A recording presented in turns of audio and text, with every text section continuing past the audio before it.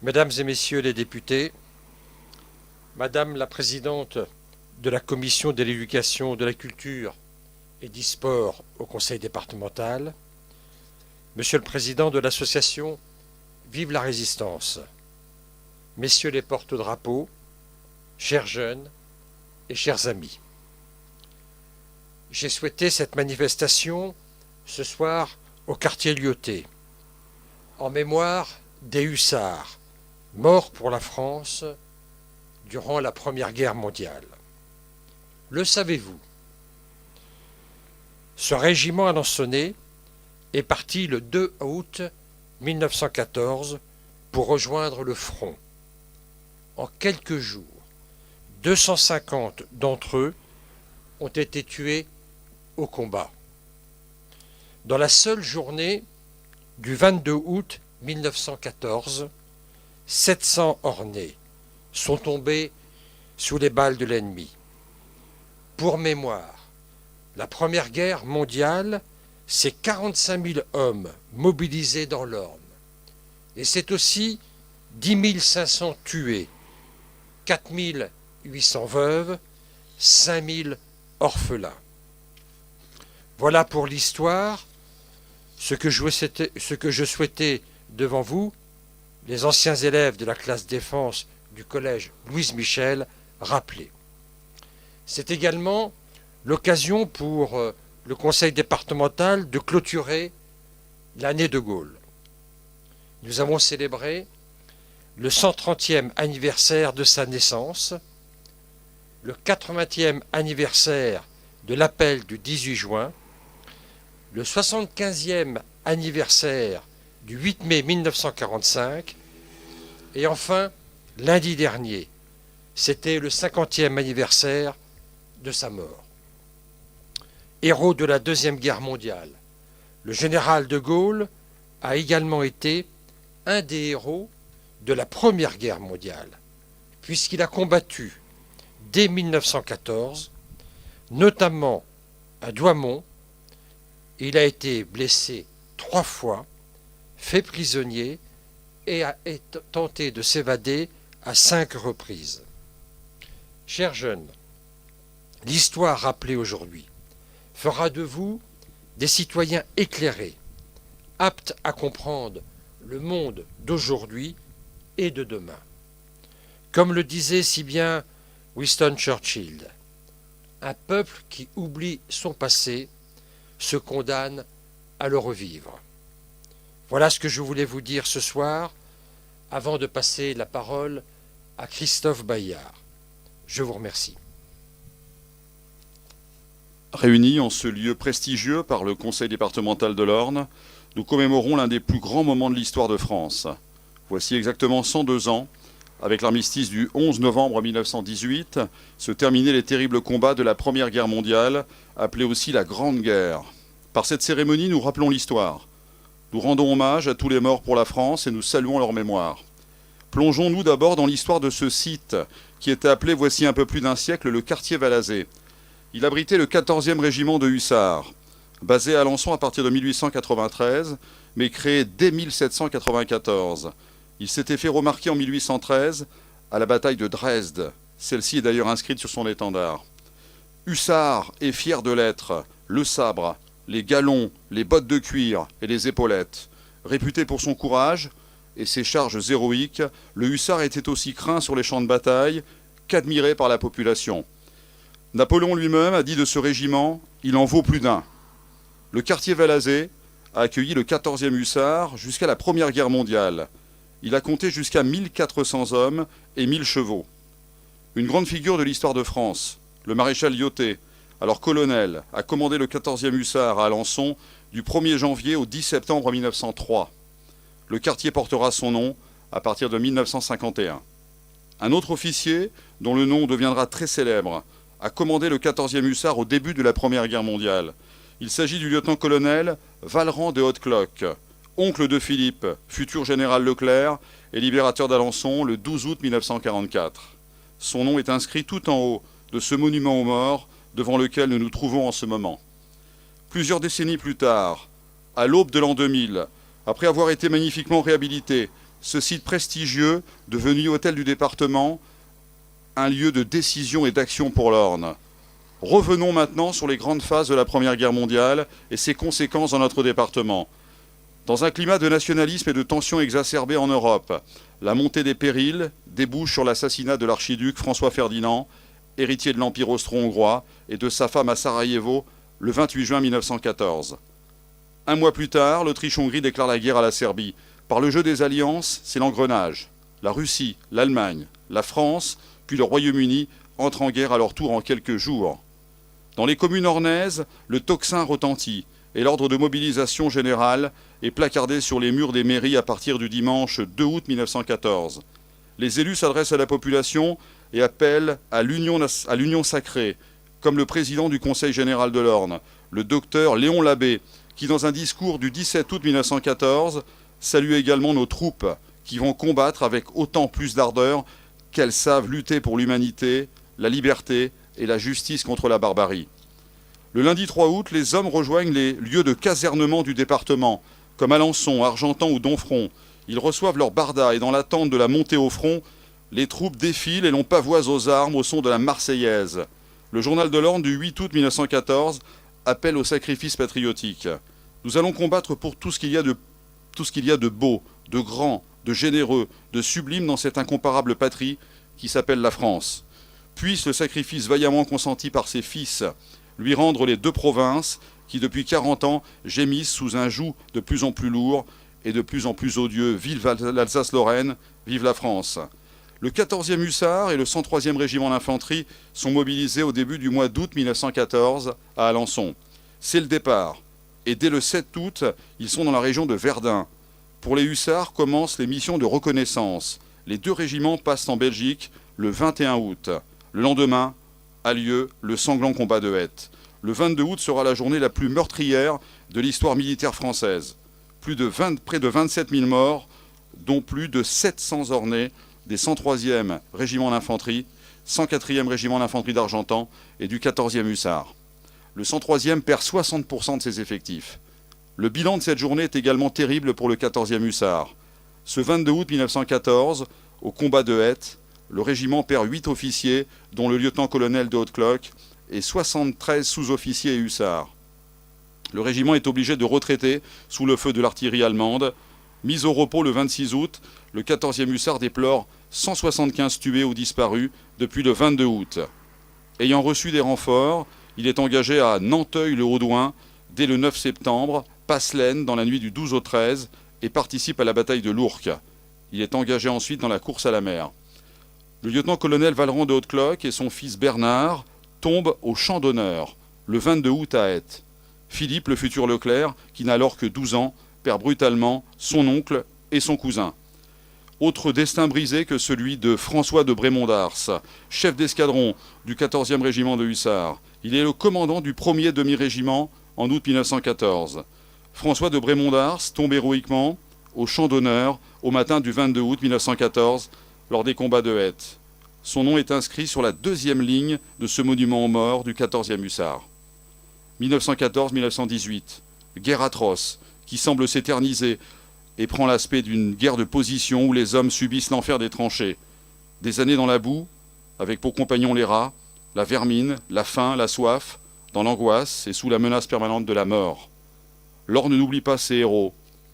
Romain d'Archy est bien connu dans notre département pour son parcours de résistant et son martyre à la prison d'Alençon en juin 1944.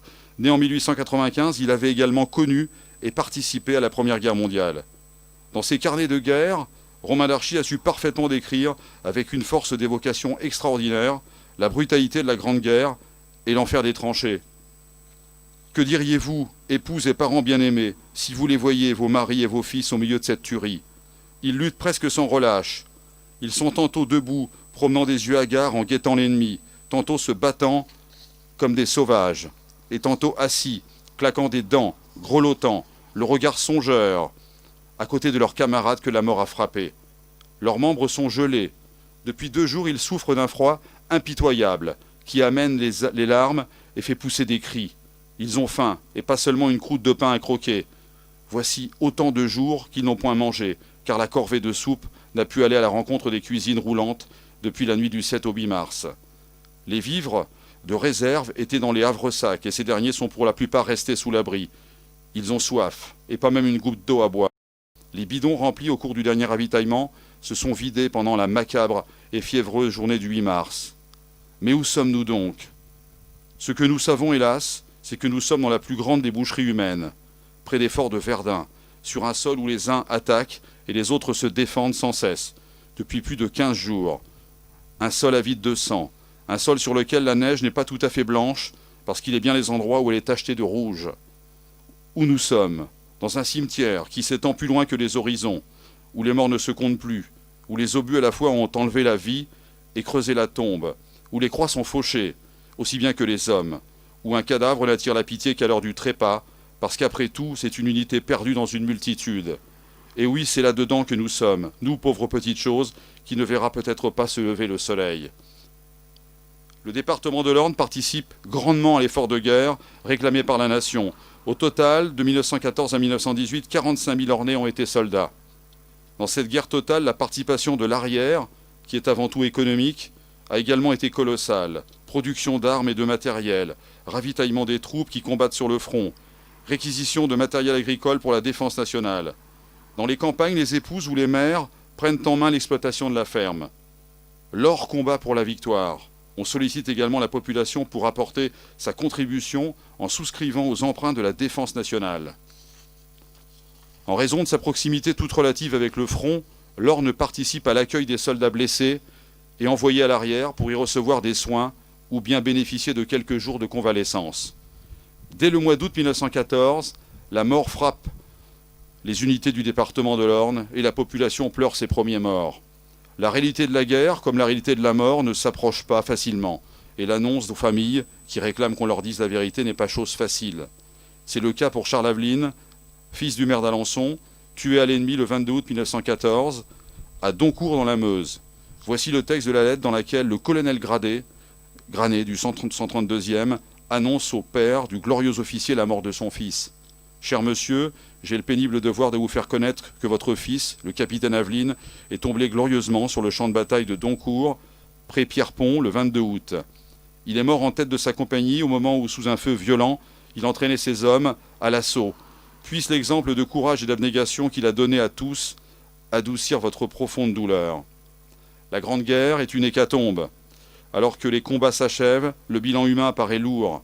10 461 Ornais sont morts sur les champs de bataille, 200 en moyenne pour chacun des 52 mois. Près du quart des mobilisés, les paysans représentent 55% des pertes. Si la guerre a tué massivement, elle a aussi brisé les corps et déchiré les familles.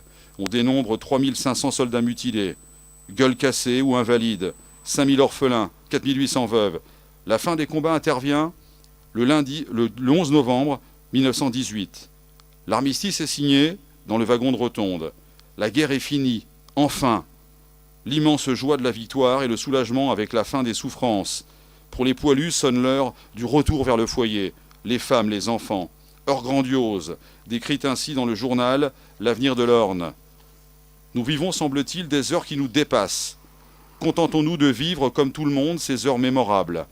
Réjouissons-nous de voir enfin que l'immanente justice n'est pas un vain mot, et apprêtons-nous, malgré ces deuils et malgré les vides affreux que nous constaterons demain dans nos rangs, de fêter la grande, l'unique victoire. Ne plaignons pas nos morts et soyons plus vivants que jamais. Pour les civils, et notamment les Alençonnais, l'armistice s'exprime par une joie exubérante durant une journée inoubliable. Les cloches des églises sonnent à toute volée. La ville entière est pavoisée. Des cortèges improvisés aux airs de chants patriotiques parcourent la ville. Enfin, la journée se termine par un rassemblement de près de 10 000 personnes à la préfecture. Cependant, à la joie des retrouvailles se mêle la douleur du deuil et le poids de l'absence. Dans les mois qui suivent la fin des combats, l'État, les municipalités et les associations d'anciens combattants mettent en œuvre une politique mémorielle afin de glorifier les soldats tombés au champ d'honneur. Ainsi voit-on s'ériger un monument aux morts dans chaque commune. Ces monuments aux morts sont à la fois un trait d'union et une vigie, car ils veillent aujourd'hui sur la mémoire des morts de toutes les guerres. Érigé au lendemain de la Première Guerre mondiale, ce monument devant lequel nous nous trouvons veille sur la mémoire de près de 250 morts du 14e régiment de hussards. Tel Charles Péguy, qui écrivit « Mère, voici tes fils qui se sont tant battus ». Leurs noms sont inscrits sur ces plaques pour rappeler, pour rendre hommage, mais plus encore pour dire aux passants « Regardez ce que sont les guerres avec leur terrible cortège de tombés et de disparus. Tous ces sacrifices, toutes ces vies brisées, souvent très jeunes, ont valeur d'exemple. Nous nous devons de ne jamais l'oublier. »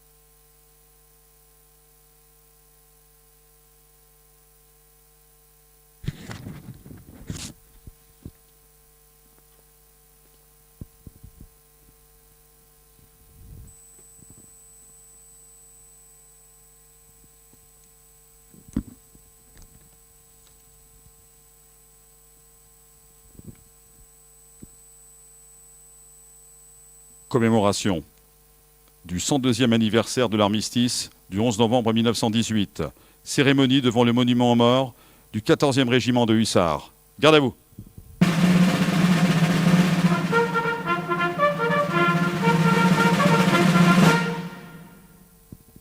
Dépôt de gerbes. Gerbe déposée par la jeune Clotilde, accompagnée de Mathieu.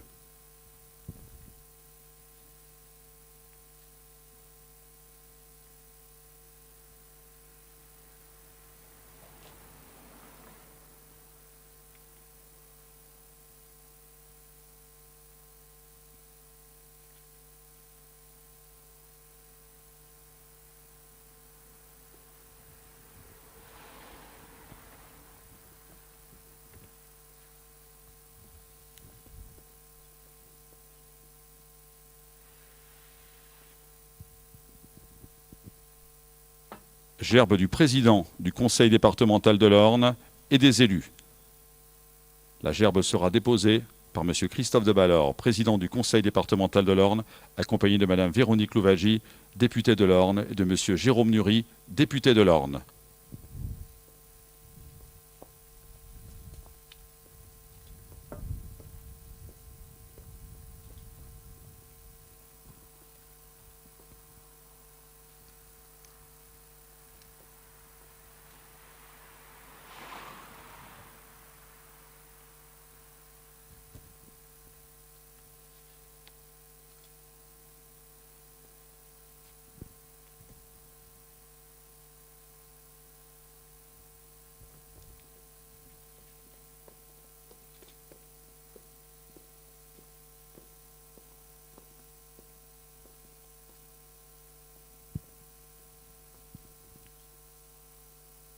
Aux morts.